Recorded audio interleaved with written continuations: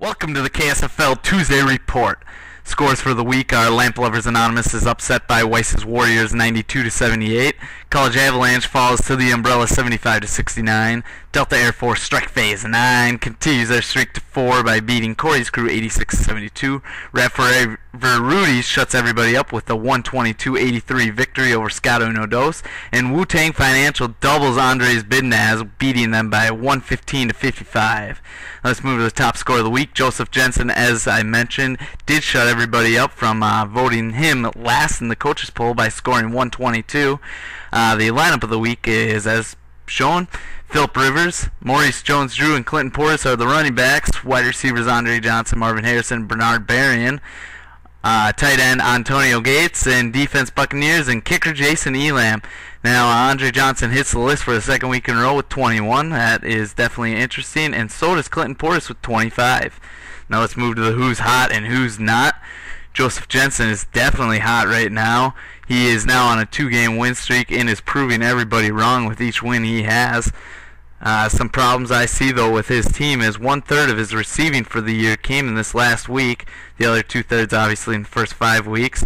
Now, if Marvin Harrison is really back and back on the trail with Peyton and not going to jail, that could definitely help Mr. Jensen out. Another thing, too, is Bernard Berrien had 17 points 4 weeks, but 36 in the last 2 weeks could definitely prove Joe right in his case. Plaxico is fairly consistent with 10, so it looks like his receiving core is really doing well. Another question I have is Derek Anderson. I mean, he had a fluke game, I think, but hey, he could be back too. Tight end, not so great. MJD has his second 20-plus point game of the year, but that should be it. I mean, he's been playing every third week, it seems like he shows up. Now, after all, Joe is the third best in the league in the versus everybody ranking. This is the ranking where if Joe were to play everybody every week, he would be the third best team right now. So we'll see what Joe proves to be. The second hottest team in the league would be Mr. Nick Emanuel. Nick is averaging 17.5 points at quarterback this year, which is definitely a good thing. His running backs have had 79 points the last 2 weeks. That's obviously a good thing. Now, the only problem is wide receivers are a big question mark. They haven't been doing so great. He's doing pretty well consistent on the and his defense can come up play. Now, who's not hot would be definitely Corey's Crew. He's not been playing well the last couple weeks. He has 2 good running back weeks of the year, as struggling as of late though. Wide receivers put up 40 points and can play. He has the 4th most in wide receivers actually of the league this year. His tight ends and defense do need help though, so I definitely see something in his running backs. His wide receivers definitely proved it this week by putting up 40 that they can do it, so maybe Charles can do well in these next coming weeks. Now, as for the Andres Bidnaz, this is half because the manager just talks smack to league leader, and that's not necessarily a good thing, especially when his running backs are the worst in the league after telling the Lamp Lovers Anonymous manager that he would not do well in running backs. Pot calling the kettle black there, buddy. Third best wide receivers though in the league, and he does have the worst defense. So the wide receivers could prove to be something good for Mr. Muscala. We'll see what he can do. He is sitting pretty at 2-4 right now with Corey's Crew, so we'll see how they do. Most underrated for the second week in a row would be Mr. 12s, and most overrated for the second week in a row would be the College Avenue Avalanche. Excuse me, John's gonna get all over me for that. College Avenue Avalanche. So we'll see if those 2 teams can come out of their shell here. John is moving his way down, and Scott lost this last week, but as he mentioned, he did lose to Joe Jensen, who had 122 points, which is the top in the league. Let's move to the standings here.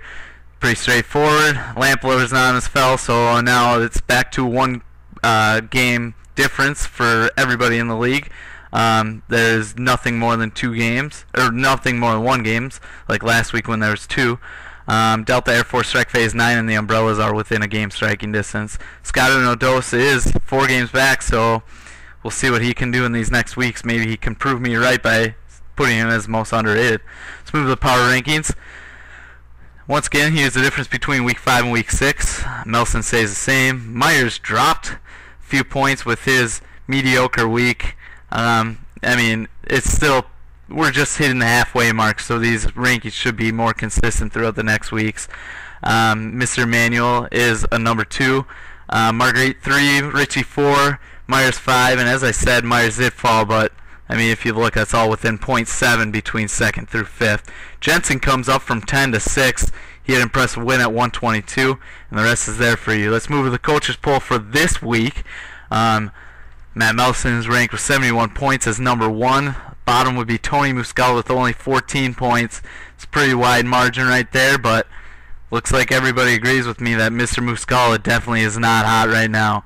Now here's a comparison between the coaches poll, the power ranks, and the standings. I'll let you look at that for a couple seconds, and you can determine what you want from that. Seems fairly consistent in the top. The bottom is definitely a little sketchy. Let's move to the projections. Now last week I was 2 and 3. I did flip-flop between Andres Bidnas and Mr. Charlie Marguerite's Wu-Tang Financial. I should have gone with my first instinct with Wu-Tang, but I thought I'd give Tony a chance with Andres Bidnas, but proved wrong.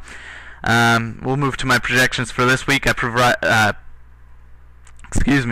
think that Weiss's Warriors has an 8-point line over College Avalanche.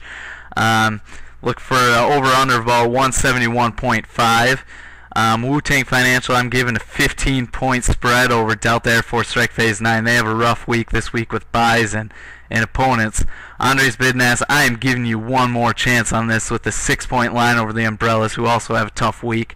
Lamp Lovers Anonymous, I have a 12-point spread over Rap Forever Rudy's. I'm sorry, Joe, I just had to do that. And Scotto Nodolis, I'm giving you 15-point over Corey's crew. They're struggling lately, and we'll see what they can do. As you can see, that top number is an over-under, and the bottom is a plus-minus. That's the week for you. Hope you guys enjoyed it. Now, for the second week in a row, Joe, you've made a fool of yourself, and I must show this picture right here. Man, seriously, are you becoming Pettinger more and more by the minute? Or who are you trying to be here, Joe? I don't know what to say to you, but that's the week for you guys. Enjoy. Have a great weekend. I might not be to you guys until Wednesday of next week, but I promise I'll try to get there. I will try to shorten these videos. I hope this one's better than last week. Let me know what you think. Peace out.